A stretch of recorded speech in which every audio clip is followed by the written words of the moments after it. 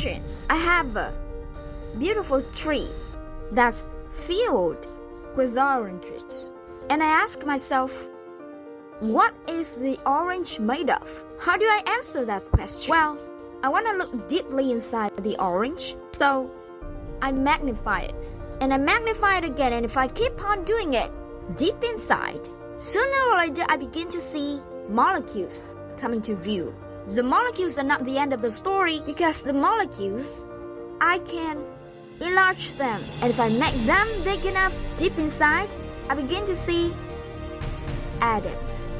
Atoms are not the end of the story too, because we have electrons zooming around the nucleus. Deep inside, mostly empty space in the atom, but deep inside, we see the nucleus. So if I grab that and magnify it, I see that the nucleus is itself made of particles, neutrons and protons. If I grab one of the neutrons and magnify it, I find yet further particles, little tiny quarks inside.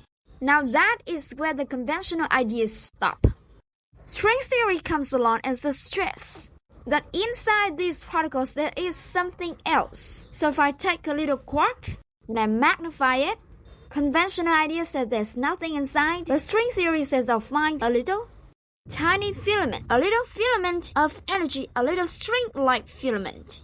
And just like a string on a violin, I pluck it and it vibrates, creates a little musical note that I can hear.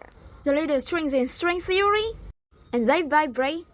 They don't produce musical notes, they produce the particles themselves. So quark is nothing but a string vibrating in one pattern. An electron is nothing but a string vibrating in a different pattern. A neutrino,